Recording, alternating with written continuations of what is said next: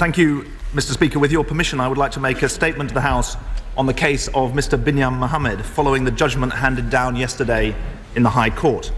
Mr. Speaker, the fundamentals of the case are as follows. Mr. Binyam Mohamed, an Ethiopian national formerly resident in the UK, was arrested in Pakistan in 2002. In 2004, he was transferred to Guantanamo Bay. Until August 2007, the government had taken responsibility for the release and return of British nationals from Guantanamo Bay. In August 2007, my right honourable friend, the Home Secretary, and I wrote to the then US Secretary of State to seek Mr. Mohamed's release from Guantanamo Bay and his return to the UK, along with 4 other former UK residents. Over the last 18 months, we have mounted what the court has called a strenuous effort to achieve that objective. We have throughout kept Mr. Mohamed's family and lawyers informed of his situation and our efforts to resolve it. Mr. Speaker, the United States brought terrorist charges in May of last year against Mr. Mohamed before a military commission. Mr. Mohamed subsequently brought proceedings against the British government in an effort to secure the disclosure to his legal counsel of any material held by the British government that might assist in the defence of his case before the military commission. Having looked through all the material we held across government, we provided, through the appropriate legal and statutory mechanisms, a great deal of both classified and unclassified UK information. Amongst the information we held, however, we also identified some highly classified US intelligence material. We took the view that the material was potentially exculpatory and ought to be disclosed to Mr. Mohamed's legal counsel. As this was sensitive US government material, we informed the relevant US authorities of our view. We also informed Mr. Mohamed's counsel. We have worked since then to ensure that all the material was indeed made available to Mr. Mohamed's legal counsel by the US government through their own procedures. Mr. Speaker, across the 4 judgments handed down by the High Court since last August, the court has explicitly recognised the efforts of the government both to secure Mr. Mohamed's release and return and to ensure that the material that we considered ought to be disclosed to him was indeed disclosed. This latter objective was achieved some time ago when the US Department of Justice disclosed the material to Mr. Mohamed's counsel in the course of proceedings in the US federal courts. Mr. Speaker, at the heart of Mr. Mohamed's case have been allegations that he was tortured by foreign government officials in a number of locations. It is the long-standing policy of this government that we never condone, authorise or cooperate in torture. I repeat that commitment today. We also take very seriously all allegations of torture and investigate them fully. Allegations have been made in the course of these legal proceedings that the UK is in some way complicit in the alleged mistreatment of Mr. Mohamed. Following the court's judgment of the 22nd of October, on the 23rd of October last year, my right honourable friend, the Home Secretary, referred the question of possible criminal wrongdoing to the Attorney General. This is now being considered by the Attorney General, and this is, as the court acknowledged yesterday, the proper democratic and legal process.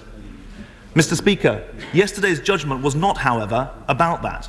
It was about whether an English court should, in the interests of public debate and understanding, order the disclosure to the general public of sensitive foreign intelligence shared with our own intelligence agencies on the strict understanding that it would not be released. As anyone who has read the judgments will appreciate, in circumstances in which Mr. Mohamed's access to the information relevant to his defence had been secured, the sole question for my consideration concerned the publication of classified material received from a foreign intelligence service, in this case the US.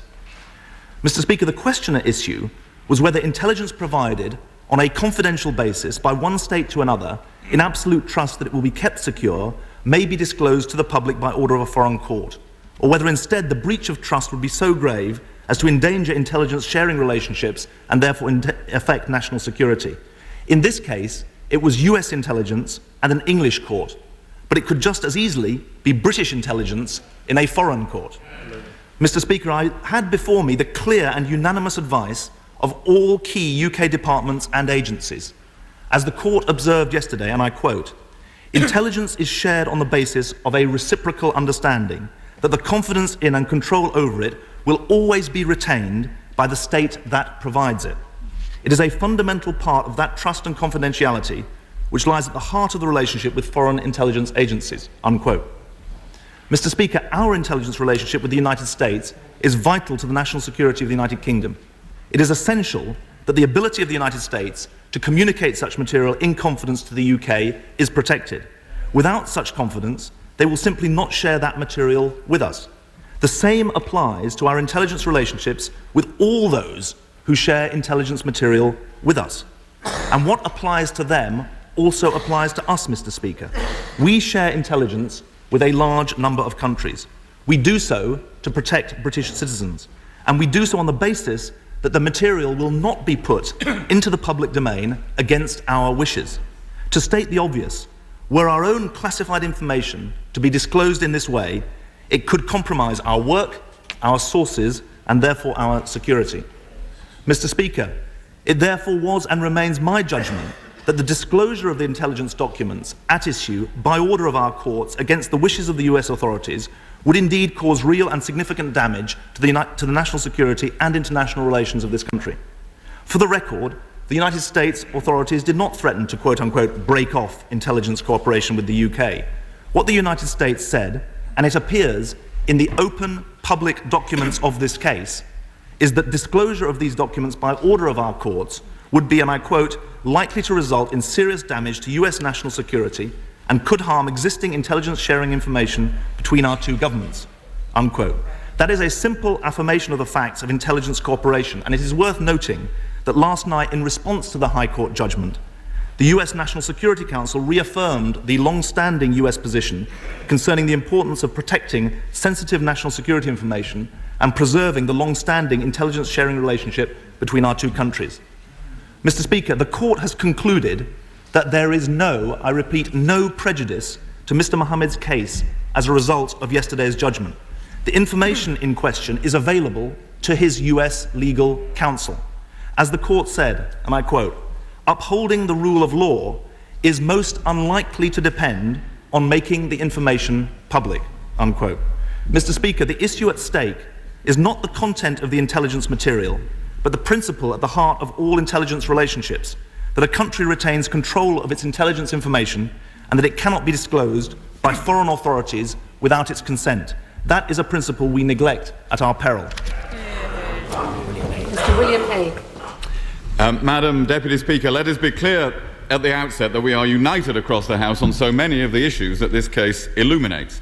We all believe that it is right that the Guantanamo Bay detention centre is closed, we all believe that torture is unacceptable under any circumstances, and many of us have criticised the use of extraordinary rendition and the possibility that it can sometimes lead to torture in a third country.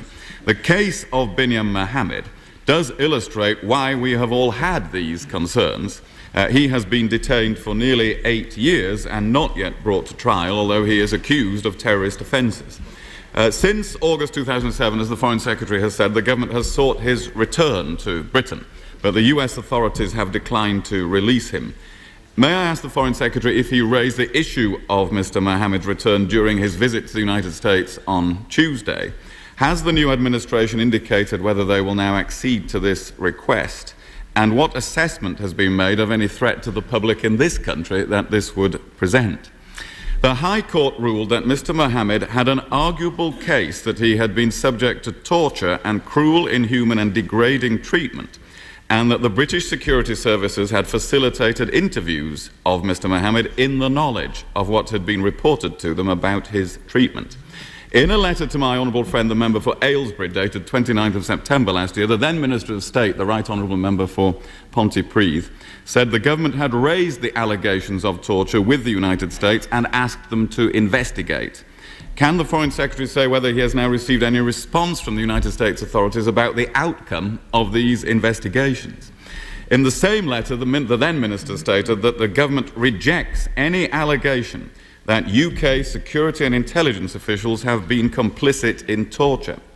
Can the Foreign Secretary give the same assurance to the House today that it is still his and the government's firm view that there has been no complicity by UK security and intelligence officials in torture? According to the High Court ruling of August last year, the government was made aware in 2002 by a UK security official present at the interview of detainees held by the US, including Mr. Mohamed, that detainees may not have been treated in accordance with the appropriate standards.